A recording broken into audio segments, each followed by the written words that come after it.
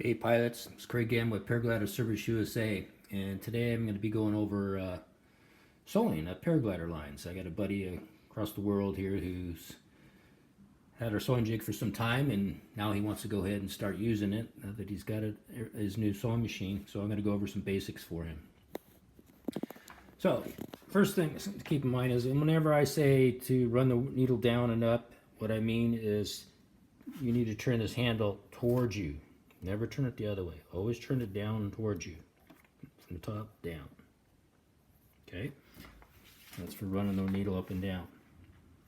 The next thing is threading it. So I have 3 different sizes: Tex 45, Tex 70, and Tex 90. But I don't have Tex 90 here right now. I got 2 70s. But anyhow, the Tex 45 is for the smaller diameter lines, and the Tex 70 is for the larger diameter lines. And when I route it, as you can see here, I don't just, if you look at your sewing machine, man, it's going to tell you to route it just to here and then in the sequence that it says on your instruction manual. But I do it different, and you have to do this with paraglider lines. As it comes straight up from the spool, I have this little tree thing here. There's different types of stands. There's stands like this, just you can get for single spools. That'd be probably the one to start out with. I just have a multi-spool stand right here. But in any case, I run it through. Every machine's gonna be a little bit different up here, but I run it for the first clip and over the top of this to the next clip. And then this is actually for loading your bobbin, but I'm using this tension for sewing, regular sewing, and then I run it through into the machine. So these two, every time it does a turn, it creates a little more tension. Because what happens is the machine only has 1 through 10, either digitally or manually, adjustments for tension, and it's not going to be enough for your air midlines. Not the unsheathed air midlines, but the sheathed air midlines, which I got over there, and then some in the garage. But in any case, those are some tough shit, and you'll be maxed out at 10 easily, and you won't have enough tension. And so that's the means for this rerouting thing. And so how you route it, and how I've documented on your form for your B435 Bernina versus my B710, the settings are going to be a little bit different for tension, upper thread tension, which is right there. And so the tension things that I have for your machine at the time was based on how I routed it. And I think I only had 1 cleat that I went on, and then I went in the machine. I didn't have it going dink, dink, dink, dink. But just keep that in mind. What I have documented is going to be a little bit different for every little scenario, but whatever method you start using, you want to document it that way for everything, so that as time goes on, you can repeat settings real quickly. Okay, so there's that aspect. And then anytime you're threading it, once you start threading it into the machine, and you're going through the discs, there's discs in here that pinch it. You have to have your presser foot up.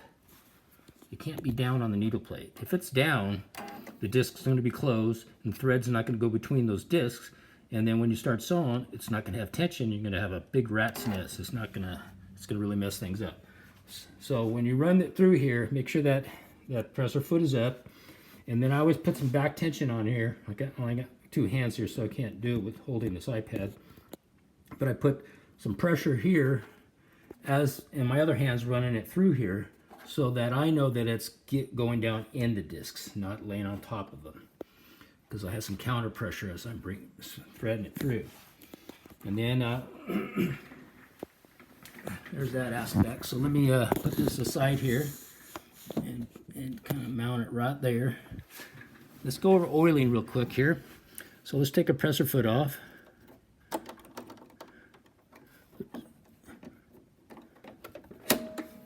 And your manual on your B435, or any Bernita for that matter, newer Bernita, is going to have your stitch plates. There's a place to oil underneath your stitch plate. I want to be sure that you've grinded your teeth on your outside feed dog, so you only have the teeth existing on the center feed dog right behind the needle. So that when as I run the hand wheel, and the feed dogs go up and down, that the outer feed dogs are not ever going above the stitch plate. That way it won't move the sewing jig at all. Keeps it flat and level. Okay, back to oiling. There's a little circular button here. Push that, and the whole thing pops up. Pop it off. And there's a spot here that's red, and that's where they say to oil it in your manual. Don't do it. Bernie has come out with an announcement a couple years ago to not do that. It's creating more problems than it's worth. And so forego that as far as the oiling procedures. I need some cleaning in here, but I'll do that later. Another thing, make sure you clean your lint out often. Mine ends up being the melted ends of the lines end up having little chips in here that fall in here quite regularly. So when you put this back on, obviously you got to have this bobbin thread come back through the center hole. Right there. Right there. Okay. And then when you put it back, all you're going to do is there's two holes here, and you're going to line them up with these two cleats. Hope my hand's not blocking it. There's two cleats here. So I'm going to stick this, so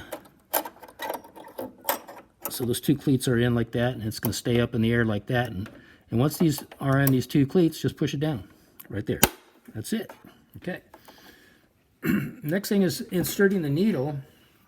I just want you to go over that real quick. The thing's pretty tight. You don't want to scrunch these too tight because you end up messing things up on the inside there. But when I do a needle, just for tidbits and ease of sake of installation, I have this little tool, and you can find these online. It's I don't know what they call it. Bernina makes this one. You can buy it up at Bernina Accessories. But it's a little thing that pushes out, and it has a flat on one side. So there's a flat side on your needle. So I'll go ahead and put it on there so the flat side's lined up like so. And that way it makes an installation much easier. So I'll go ahead and put her in the hole. I'll put it just barely tight so it doesn't fall out.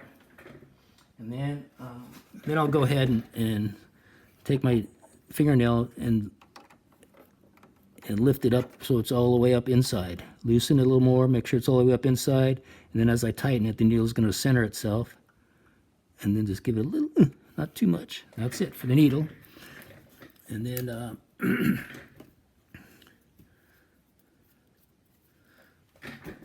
of course, you can use the documentation I have for the size of the needle and the size of the thread for the different lines, diameters that you're sewing up.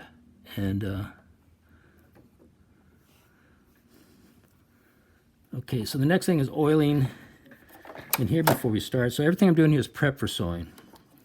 And so just, when you take your bobbin case out, I don't know if you can, let me get this camera better situated.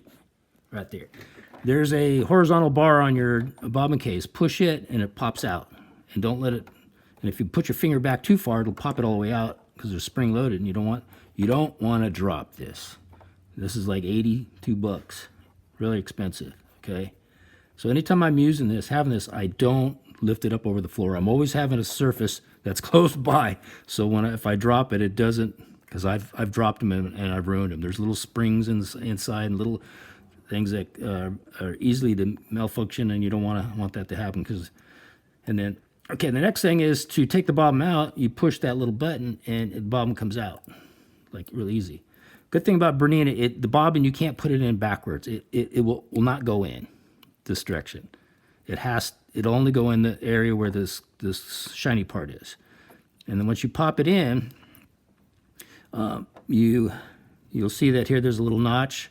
Go through that notch, and then pull it up through underneath the band there, and then through this little wire, and then pull it up towards you, and then you can see that it's in all the way. Okay, and as you pull it, it goes counterclockwise. Okay, to tighten this, well, how much tension do you want for this? That's the question of the hour.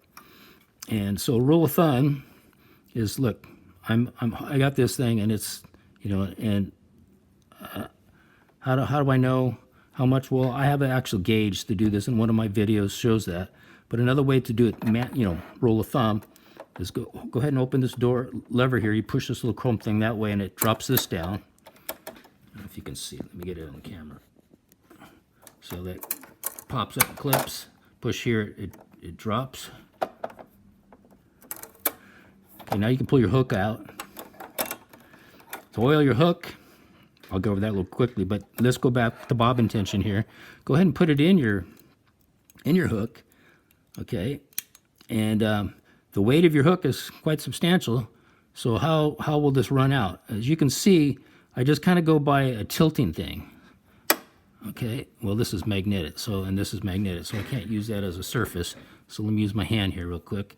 Is when I lift this bobbin case up that's in the hook, where does it start feeding out? See how it tilts up? It tilts about that far, and then it starts feeding thread out. But I can lift it that far before it starts filling thread out. That's about the proper tension you want. You don't want to be lifting up this high or just barely off the level surface, but about right there. Okay, that's kind of the rule of thumb for the tension on that. So how do you adjust this tension if it's too loose or too tight? You pop it up. The way to do that is, if you look at this band here, there's this little screw here that actually secures it. That's not the one you adjust, the one right above it that goes, on the where the end part is. That's the one you use. You go, and you only do quarter turns at a time. You just turn it, a quarter turn, and then test it out again. So clockwise is tightening it, and counterclockwise is loosening it. My allergies are kicking in. Apologize for that. I can do though. So that's that aspect of how to adjust your bobbin tension and get that right. Now let's get in. Before you put the valve in, you want to oil this machine up for the day of sewing. So for sewing, you're going to want a little oil bottle like this. It has a nice fine needle on it that's about 3 inches long. It helps you just get in areas up here to do the needle bar, and then back in here. It just makes it convenient, and it only comes a really tiny amount at a time, and that's all you want when you are oiling. You don't want a huge drop, because usually the ones you buy in the stores have a much bigger drop than you really need, desire. I can give you the link of the company that sells these and the proper oil that's specific for Bernina. But it's just a nice little fine point on it. Okay, let's go over where to oil. Okay, daily before you sew, you're going to oil your hook. Where do you oil your hook? Well, if you can see here, there's 2 little foam pads in there. There's one right there, and there's one on the opposite side right there. And so you're going to want this level like this, and you're going to put a drop, just a drop in each one, nowhere else, okay? You don't want oil getting around this spring. And if you get too much oil on it, what I have is, I just did a Q-tip like this, and I wick up the excess oil if I got too much by accident. Okay, it's good to have a light film around here, but your aim is just those pads and nothing but it. But it'll get a light film over here. Sometimes you can do that and just wick it up with this. Okay, now installing this, there's a trick to it, okay? Well, one last thing. Before we install it, we want to make sure there's oil in the race. So there's this circular boundary, circumference of this hook. There's a race inside here that my finger's going around right now. Real shiny. You probably can't see it, but I'll put a drop on the bottom, right at the very bottom of this race. I'll put a drop there. That's it. So I got to put a drop there, and then this drops that are in these pad will last for a week. This oil evaporates over time. So just because you oiled it and they're foam, don't think that it's going to just stay there because you're not using the machine. It just evaporates on its own. So, once a week I'll oil here, and then I'll always oil a drop in here every day before I sew. Okay, so I put the drop in there on this. While it was horizontal, let it soak in. While I'm doing that, I put the drop there, which just dropped in real quickly. To install this, there's a hole in the bottom. There's also a green dot on the very back panel, and that dot's going to line up with that hole. So this is how it comes out typically normally. And so to put it back in, some people just pinch it and stick it in like this, but see the bottom hits, so you got to angle it like this, and it's really cumbersome. Just lay it down like that, have these teeth up at this end, and that hole at the very bottom center of it, and just flip it up. And I hit the magnet. It's dead in it, but a lot of times I'm off just a hair, so I'll put my 2 fingers in, pinch the center cone, and I'll just rotate a little bit one way or the other until it clicks in, the magnet. Mine happens to be in. And then go ahead and put this in. Now let's go put the bobbin case in. And when you put this in, don't push on this horizontal bar, because it wants to push it back out. You want to push above and below that bar, but make sure that bar is horizontal, and then just push above it, and you'll hear it click. So release, and then I push it in, listen. Little click there. Now, to get that thread, we're going to take our hand wheel, like I was telling you, we're going to rotate it towards us from the top down towards you, and then rotate your hand wheel until it picks up, until this arm, pickup arm, thread pickup comes all the way up to, up. You can't see my fingers off camera, but all the way up the top here. And so once my thread take-up ladder is all the way up to the top, then I'll go ahead and run this out. Now I got my thread out from the stitch plate. Close that up. We're ready to go. Let's go ahead and put the sewing jig in and get this thing going. Okay, sewing jig. There she be. You know what that is. You've got one in your hand. So you got to take the lower bottom thread, turn this thing upside down, stick it through the center. It's better to have a lot more extra thread than less to make it easier for you. Okay, pull it through the center, flip the bobbin over. Sewing jig. Get your other upper thread off to the side. You got a channel here and here to slide this in without corrupting the needle or hitting the needle. You can do this with the presser foot on or off, doesn't matter, makes it easier when it's off. And then you line up your two holes for into your sewing arm with the holes that are in your sewing jig, and secure them. There's a little flex in it. It's about a 1 to 2 millimeters flex of movement going either direction. So the way I know that this is in the right position is in relationship to the stitch plate. The stitch plate has a boundary border on this side, and your sewing jig has one on this side, and so that's what you're going to line up to see that it's parallel. And the gap that you have there is just your preference where you want it, but mine's about 2 millimeter gap from the actual edge of the stitch plate in relationship to my sewing jig, but I can have it anywhere in there and it'll work just fine. So I'll go ahead and secure this thing. There she be. Let's go ahead and put our presser foot on. Where did I put it? It's over here. And let's see back here. Put it up. Lock it in place. And so now I got the thread above, and there's no slot on this particular foot to get the needle, the thread through it. So I have to run the needle down, run it down, and run it up. And then I'll go ahead and get my where's my little tool here? My little seam ripper, thread ripper, and just do that. And then we're ready to go. So that's the preparation you need before you start sewing each day. And my next video, well, I have a bunch of other videos that you can review in regards to how to set this up. But just a real quick thing, you have arrows on this. One arrow is pointing that way. This arrow here is pointing this way. And if you move towards the arrows, these two inner pieces move out.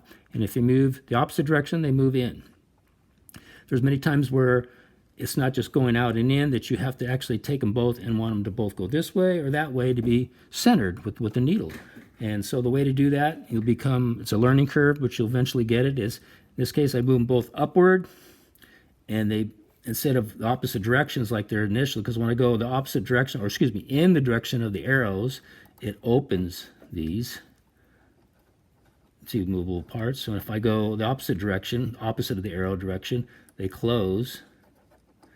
Okay, but if I want them both to go to the right or to the left, you just move them both the same direction, and you'll see which way they're moving. And after a while, you know. So if I move them both up that direction, they're moving this way together in unison. And if I move them both downward, then they're going to both move in unison this way. And so that's a little bit of a learning curve that you'll have with this device, but it'll become second nature after a while. And so that's the tidbits for preparation, and the other videos will go over the actual sewing. Talk to you later. Bye.